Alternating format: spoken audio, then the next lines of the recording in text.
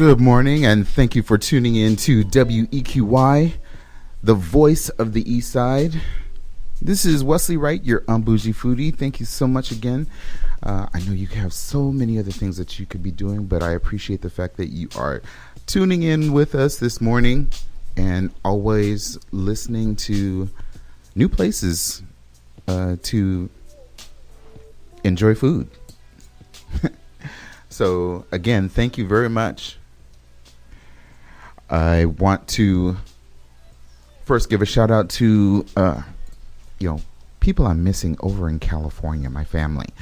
I know I haven't been there for the holidays, but, family over here is taking good care of me. They're feeding me. Yeah. It's about the food. It's always about the food. But, as always, the purpose of this show is to make sure that we are providing you with new and exciting places where you can visit that are in your local neighborhood.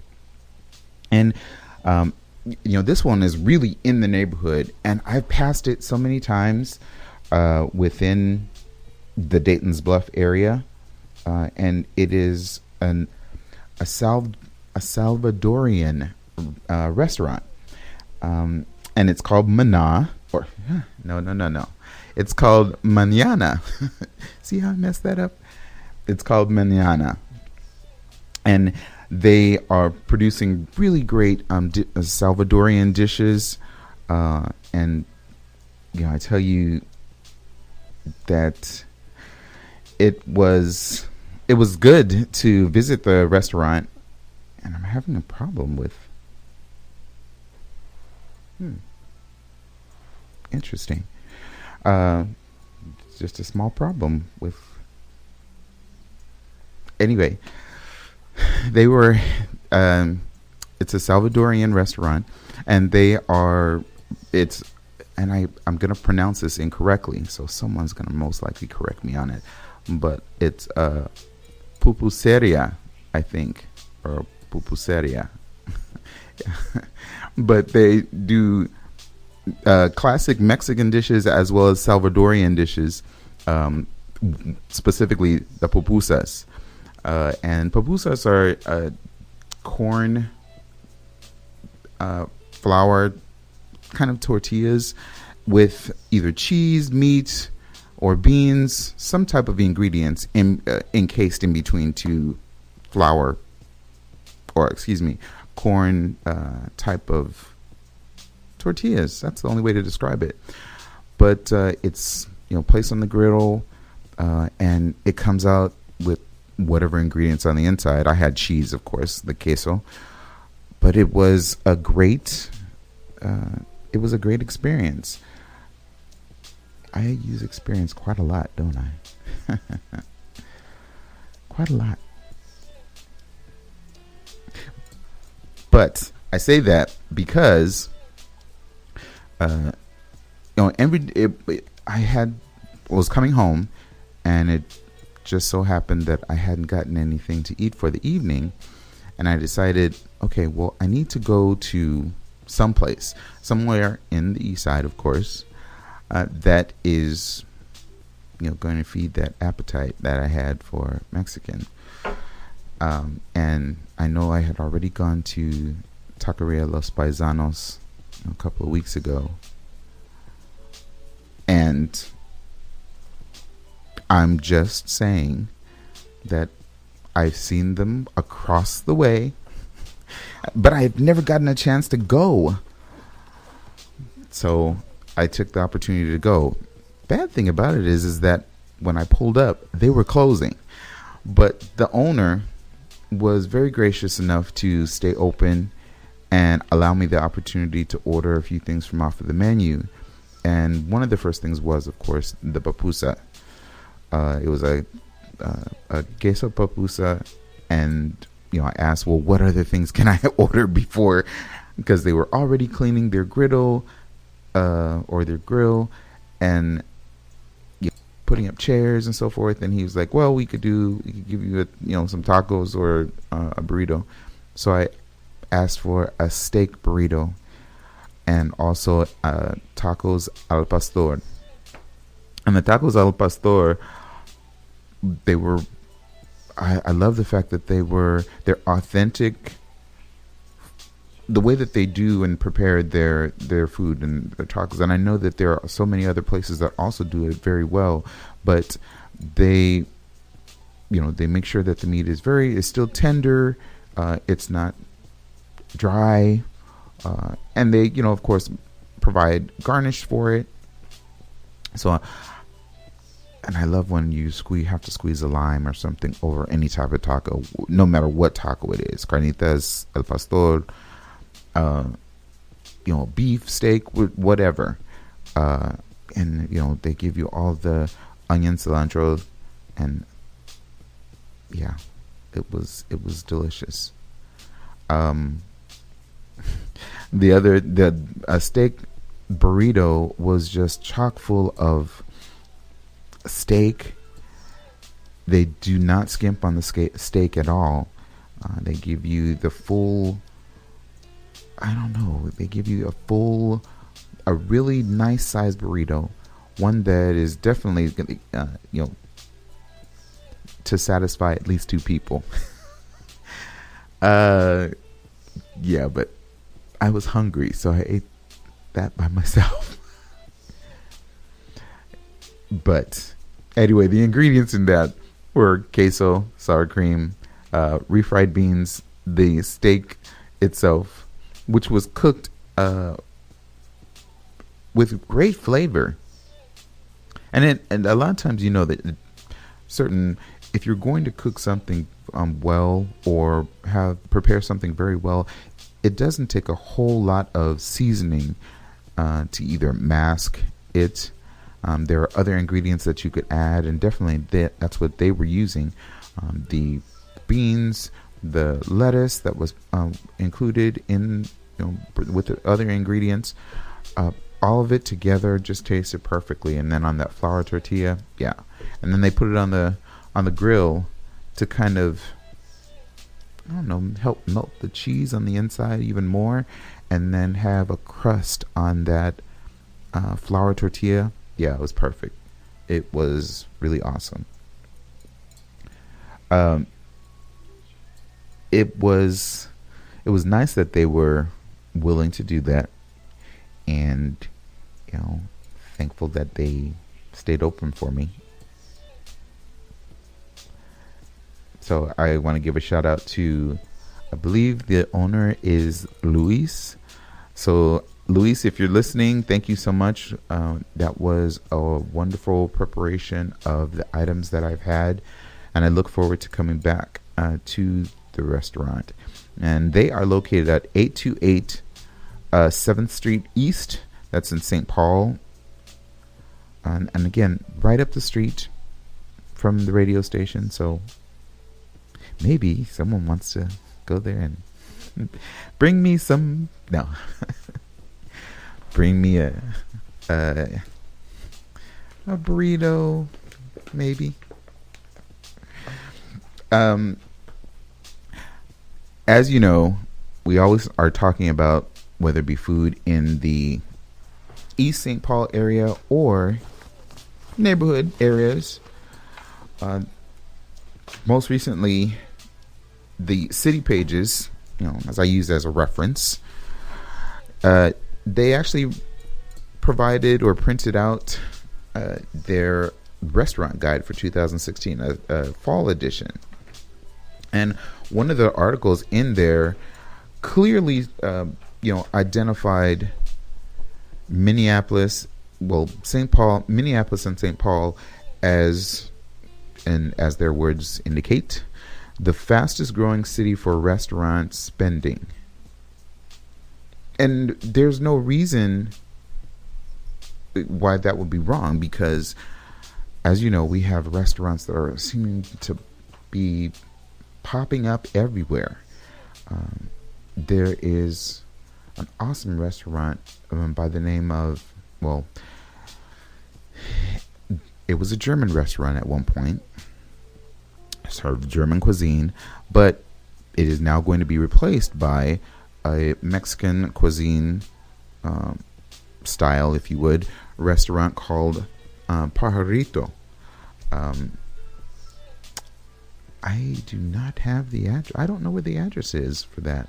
I'm not sure where. I don't have the address. That's surprising. But that's an example. We're still waiting on Revival. Revival, though, is supposed to be coming before Christmas. That's what they promise. So looking for that. And that's, again, going to be in the St. Paul area on Grand. If you're familiar with where Cheeky Monkey used to be, Revival is actually taking over that spot. So they're still going through that process. And they're certainly, we're waiting for that to actually happen. Kind of like with bated breath. But going back to that St. Paul, the restaurant guide for City Pages, the article talks about, it being the fastest growing city for restaurant spending. Specifically in the summer, there were real estate research analysts that were pretty much scouring the city and the state to find out what type of restaurants are going to be opening, what type of trends there would be, food trucks. We know that we've already had, Battle of the Food Trucks, but, during this time period is when creative minds, culinary minds are thinking, what new and exciting thing can I bring to the city? I don't know how often food trucks are, that they're out in the wintertime. And I think it would only be certain ones. I know that there's one that I had gone with quite a number of times, even during the winter, which was El Chile. It was a taco truck that was over on 7th Street. Yeah, it was on 7th Street. And if you know where the Downtowner car wash is, it was right across the street from there. Awesome tacos. But again, they go through a time frame of where, for the season, they're closed. And likewise, they're most likely thinking of what type of new food or type of cuisine could be brought to the cities. So, after doing this particular study, as City Pages references, they found that consumers are looking to actually spend money, and we, even though we have some moments of worrying about rent and other expenses of life and so forth, there seems not to be any worry of spending money on food. And I think it's probably, I don't know if this is a term that seems bad in the eyes of younger ones, but millennials, they are the ones that seem to be spending money more than the older generation. And it's almost like they're comparing it to being in New York, where the rent is expensive, but still people are still going out to really high class restaurants. And I know that's, referencing New York, but here in Minneapolis and St. Paul, they're doing the same thing. They really are. I don't know if they don't know how to cook. I don't know if that's a bad thing. But you can be certain that they're still spending money. They're still going out with friends and going to different restaurants, and new restaurants at that too. So you can be certain that that's not going to be something that's going to be going away anytime soon. So I look forward to all these new upcoming restaurants that we are going to be talking about in the future. Millennials help drive at times the dining out experience. Um, Gen Xers, baby boomers, they contribute to it as well. Restaurant sales, because either special occasions or just going out itself, just to say, hey, let's have a date night. Keeping the spice and the fire of their marriage or their relationships going. It doesn't always have to be about a special occasion. But again, I look forward to being involved in those same experiences. The new chefs, the new restaurants. Don't even discredit some grocery stores too. If you're not familiar, these are ones that are not in the area, but Kowalski's, Lunds and Byerly's, they also offer, if you would, meals that you could get it on the go. But those are there. We have Cub, Aldi. These are also grocery stores that you could be creative yourself and find ways to make a meal that's enjoyable for your family. Never forget about the different recipes options that you have online. All Recipes, Food Network. These are all places that you can go online to enjoy or creating a food experience in your own home. So whereas we are always talking about, going out to, a restaurant and experiencing something, you can always, make a meal at home and it'd be just as enjoyable, if not more.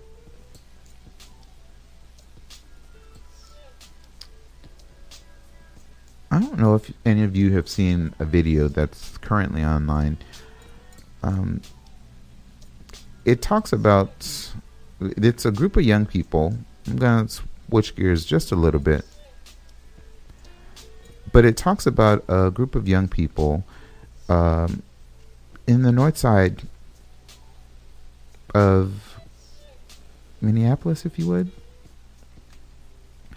And it's the website, it's referred to as Appetite for Change. And the video, it's I was very impressed. I was very impressed with this organization. It is, their mission statement is Appetite for Change uses food as a tool for building health, wealth, and social change in North Minneapolis. AFC, again, Appetite for Change, is a community-led organization that strengthens families, creates economic prosperity, and encourages healthy living.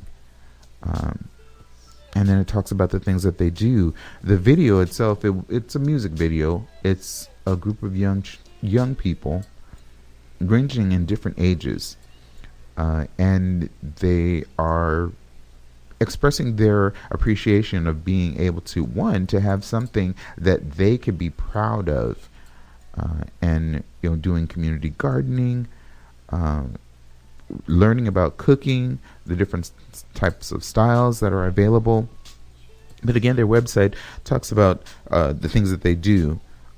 It states that we are committed to using food as a vehicle for social change. They believe that families should be reclaiming the kitchen as a place to bond with education, for children. Communities that, by doing that, then communities become stronger and more equipped for the struggles of daily life. They bringing people together. Again, as I always say, food brings people together, building communities, building social settings. And then it crosses racial and economic justice economic and racial lines, and provides a change for justice as well. So, they, again, looking on their website, it talks about the different type of programs that they have available. And I thought a great one, which I've never gone to, and I came across it, I suppose, within the past week, just searching online of the different types of city items and restaurants within the cities that people might enjoy in reference to food. And this came across my timeline. I just thought it was really interesting, and the fact that here you have a group, an organization that is seeking out to help bring about change within the communities for young people, but not only for young people, but for their families too, because young people, they learn those things, and then they learn those skills, whether it be how to run a business, how to do gardening, community gardening, and growing things for themselves. I know some friends and I were just talking about recently that there's going to come a time when we're going to have to really sit down and realize that we got to start going back to a basic way of living, and not always relying on, we need to go out to a restaurant. You could grow, if you have the means in which to grow something within your neighborhood, your backyard, or come together with a community garden. Why not do that? It gives you, a sense of pride too, and I think your creativity just flows naturally when you know that, man, I just grew some tomatoes or cucumbers or potatoes or some lettuce or kale. Having that as a fuel and motivation will strengthen the bond of your community. Younger people are going to notice that, hey, this could be fun. It doesn't have to be just referred to as a chore. But one of the, I would say, opportunities that they have is it's kind of like a restaurant. Well, no, not kind of. It is a restaurant. I mean, really, after harvesting their vegetables, they're going into literally a place of business called Breaking Bread. And Breaking Bread, what it does, it's called Breaking Bread Cafe and Catering. It's a community-driven eatery that's focusing on healthy food as well as community engagement. The cafe, it offers a unique style of flavor as well as wholesome comfort foods, and it also offers vegetarian, vegan, and important. I know a lot of friends out there that are gluten intolerant. They want to also have those options too. So the fact that there is a business that is in association with Appetite for Change that gives them opportunity to train young people about jobs and learning about real food is really encouraging. Looking on their website on some of the items that they offer, I just want to kind of like go there and eat some food. I think they have, I was looking at a picture and it's kind of mouth-watering, but it was, I think it was mac and cheese, was it? And now all of a sudden, it's not coming up. Anyway, but the Breaking Bread Cafe is also is a sister, they say sister enterprise, that's works along or is the community based along with that of Appetite for Change. They are in the do not. It's not that I don't have the address. Oh, there it is. They are located at 1210 West Broadway Avenue. Again, 1210 West Broadway Avenue. That's in Northeast area. So if you are familiar, and the fact that it is within the neighborhood, it's supporting not just one particular ethnic group, although we know the East Side is predominantly African American, but does encompass an entire range of ethnicities. Still, everyone, the fact that it's in that area and it's providing this service, this wonderful service, is really encouraging. And thank you, Lucky. I really appreciate the information. I'm going to go back very briefly to a point that I was making because a friend provided some information about Parrito, which is located at 605 South 7th Street West, and that's in St. Paul. Again, 605 7th Street West. They're not open yet. But that is where they're actually going to be. So it is going to be Mexican cuisine, and yeah, it will be perfect for someone like myself to go to and tell you all about it. And maybe Lucky might go with me. Boo Boo and the Two Bears, you are very welcome to come along as well. You know who you are.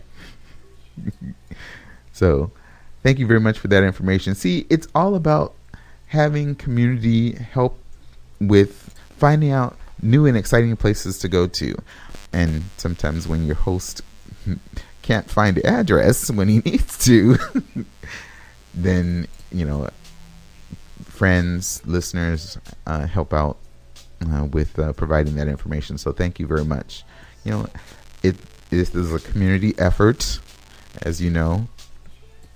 So it's very much appreciated if my listeners out there, if you have some place that you would like for me to talk about, for me to visit, please feel free to contact me and leave information on either my Facebook page.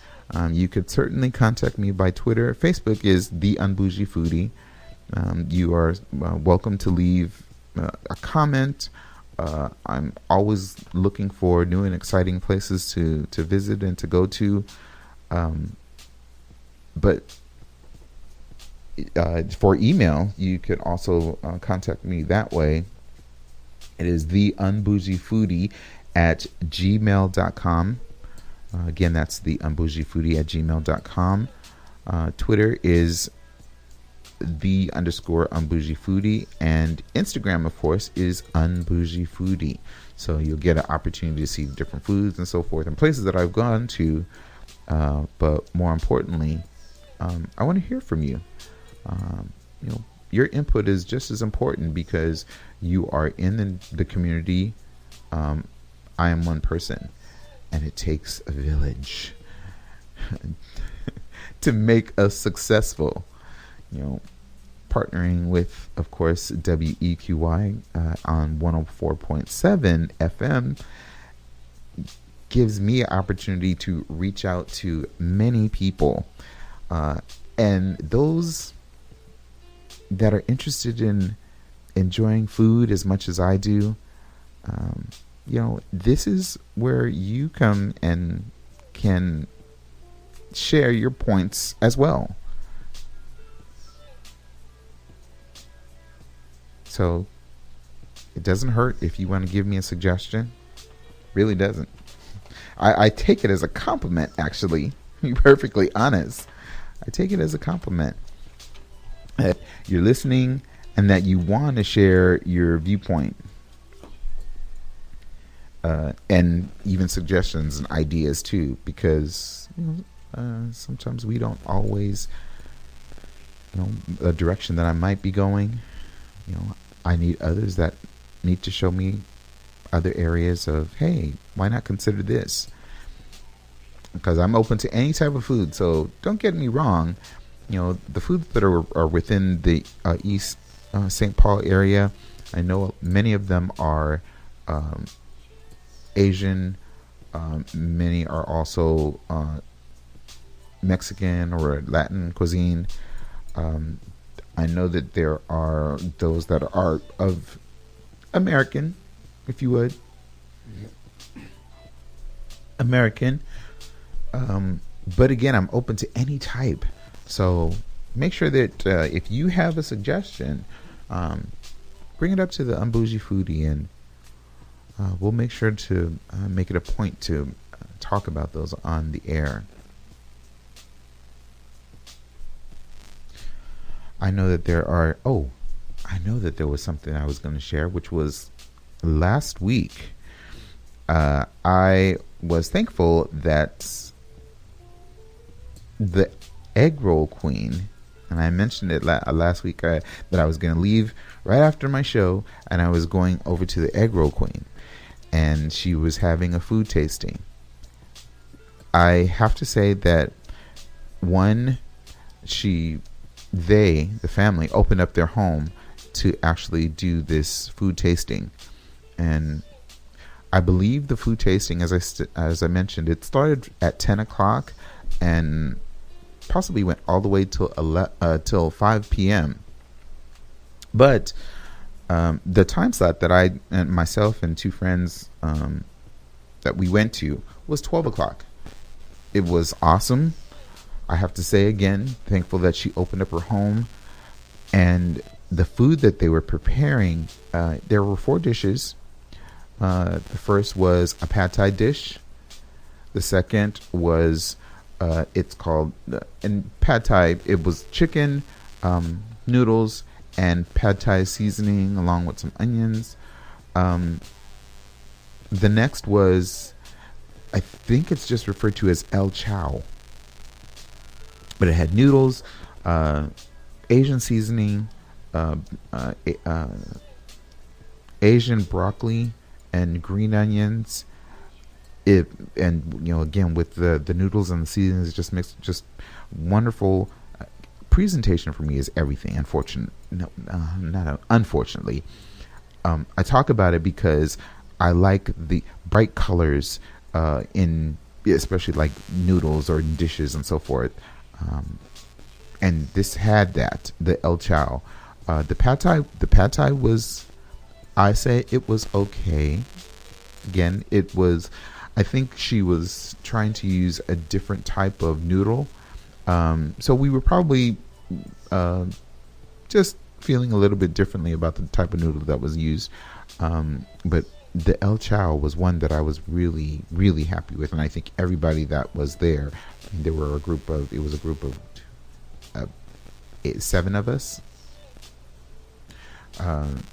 And we enjoyed every bit of, the whole experience. The next was a sour and spicy chicken. Ooh, maybe it's sweet and spicy. I'm sorry. Sweet and spicy chicken. The sweet and spicy chicken, good flavor. The chicken, it reminded me though of kind of like orange chicken, but with like pepper flakes.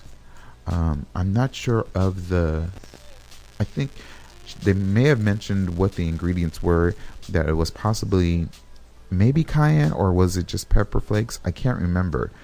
But it was over a bed of rice. That was great too.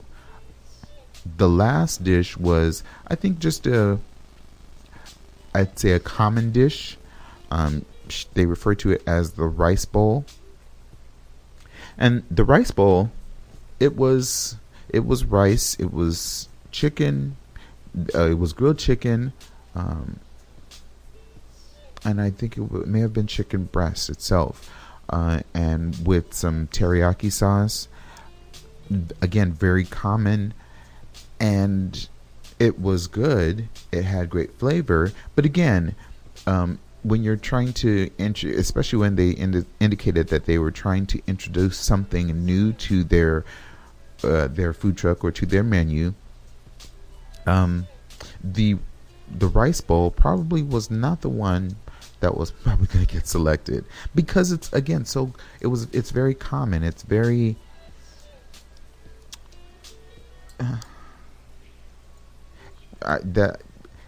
again, this is not a critique. It's just that if you mentioned that you're going to have something new, someone might say, well, I could get that on, another food truck, or I could probably even make that at home. You're going to, the food truck provides you a convenient way to have really great food, but then you also want something different. And for just the rice bowl, it by itself, maybe not. I am happy, though, that in being there, we talked about, different places. I met a number of other folks that are interested in food, and they gave me some suggestions on where to go. So I'll be bringing light to those next week. I have some pictures and so forth that I would like to share on my Facebook page in reference to that. So definitely look out for those. They are in various areas of the cities.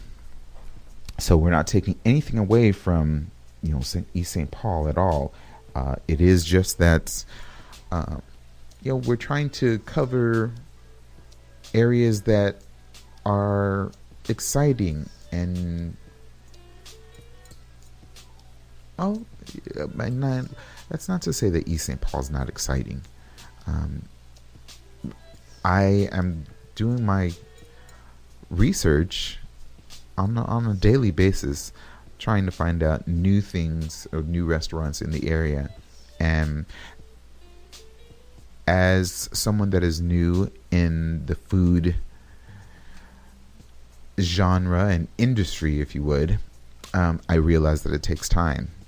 And, you slowly build up a team and gather information, finding out the different types of cuisines that happen to be in a specific neighborhood. And you use that and, work your show. And that's what I'm doing. So ideas are coming in all different types of directions, and I'm trying to use them to make them exciting and tempting for you to go out and enjoy them in your community.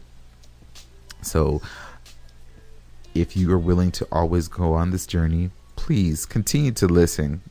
I'm here every Saturday at 10 a.m. And as with any show, there are opportunities for listeners to participate even more. Next week, and I will put more details out on the Un-Bougie Foodie Facebook page, there will be a contest.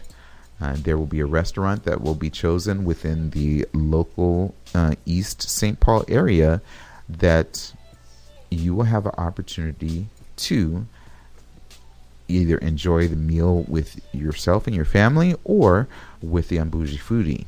Again, more details are following. So please visit the Un-Bougie Foodie page.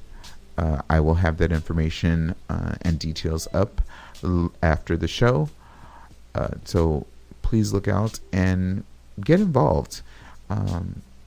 Your participation in the show, whether it be, just expressing your views on either the show itself, the different types of foods or restaurants within your local area, or the ones that I'm actually referring to and talking about.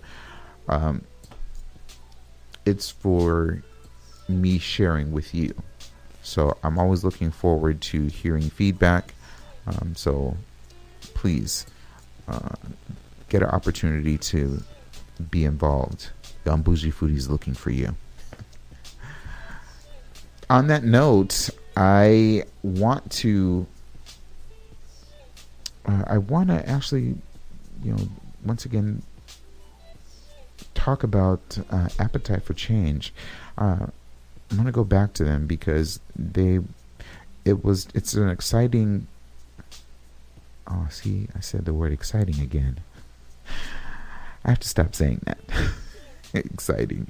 Everything's exciting. Food's exciting. I can't help it. Talking about food and I don't know, new things. I didn't mention their schedule at the cafe hours. The cafe hours for again it's called Breaking Bread Cafe and Catering. Once again, their address is located at 1210 West Broadway Avenue, Minneapolis 55411. The cafe hours are from 8 a.m. to 3 p.m. Monday through Friday, and then 9 a.m. to 4 p.m. Saturday and Sunday. How could you not want to be involved with, an organization that, is providing a way for people to, get involved in their community, and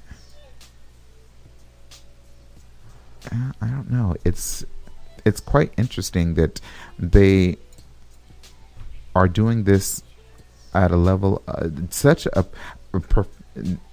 a professional level, and the children, the young people, I won't even call them children, the young people that are involved are showing how they're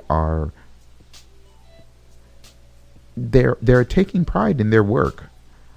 They're really taking pride. I mean, not only from, you could see that in the video, not they're having fun, but just enjoying the fact that, here there is something that's in their neighborhood that they are a part of, that they can express their creativity and maybe even offer suggestions of the type of foods and so forth that are being prepared.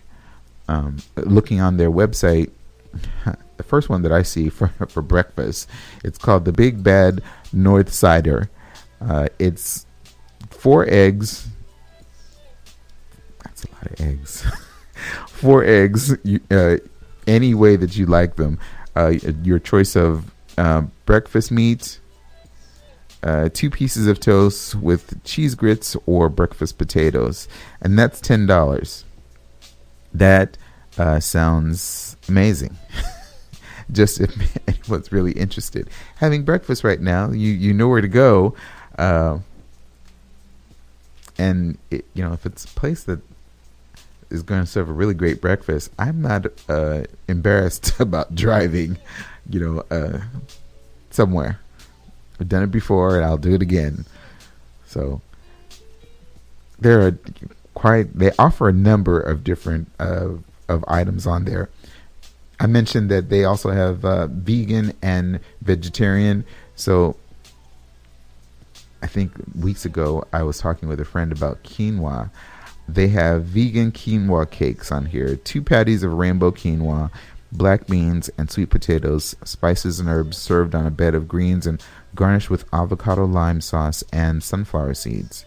So, if you are vegan, vegetarian, and are looking for places in your neighborhood, here is a suggested place. Once again, Breaking Bread Cafe. They have some really interesting stuff on their menu. Jerk shrimp and cheese grits, $7.50. Grilled jerk marinated shrimp with creamy cheddar grits and toast. Have you had shrimp in the morning? I haven't, but it makes me want to have it. It makes me want to. Like I said, they have such a wide variety of, and it's a very diverse menu. So this was very thought out, very planned very well by. I'm quite sure they have chefs that are also involved, and so definitely go out and support them. There, it's a great cause, a great organization.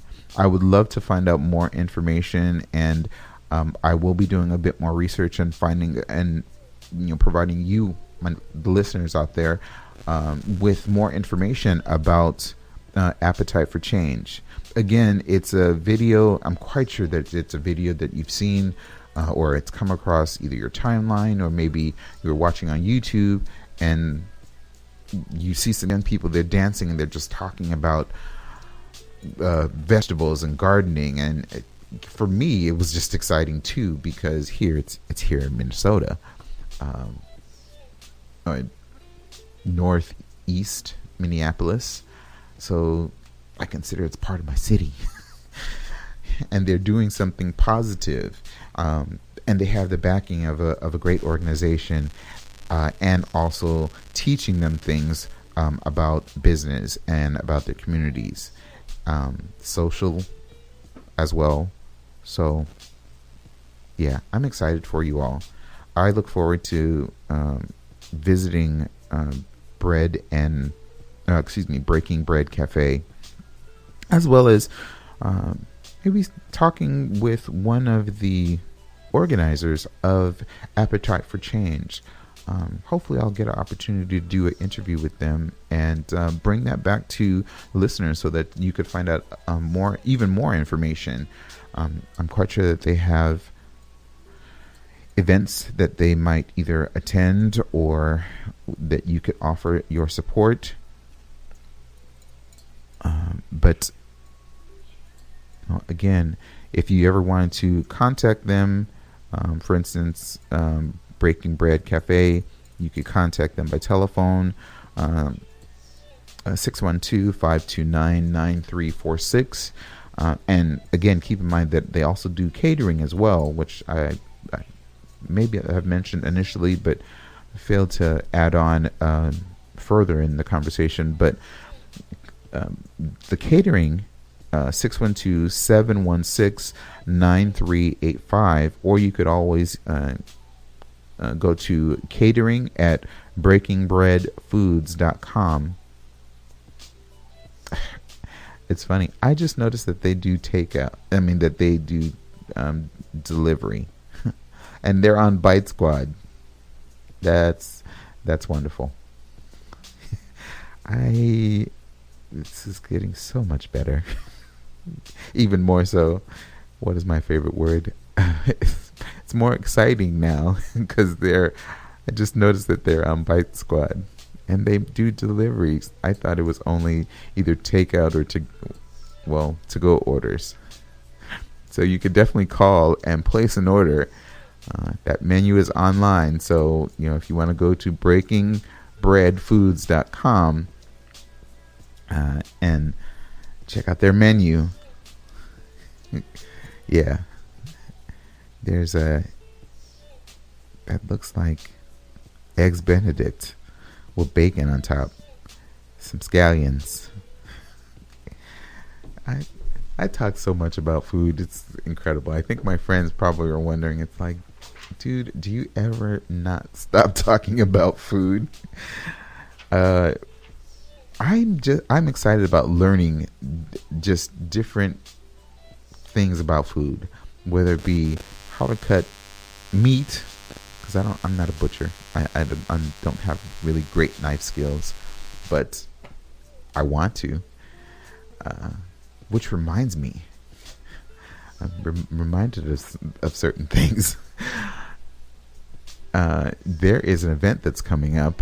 It's coming up in January. That Kitchen in the Market. Kitchen in the Market is a business organization that is within the Midtown Global Market, and they are having an event specifically about butchering meat, and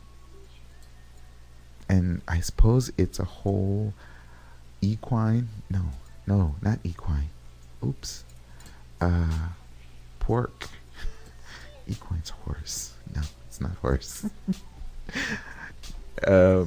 It's pork. We're not butchering any horse. Sorry. That's not what I'm trying to say. Trying to find a delicate way to talk about pork and all the different cuts of meat that they're going to be doing. It's been a wild and crazy day so far.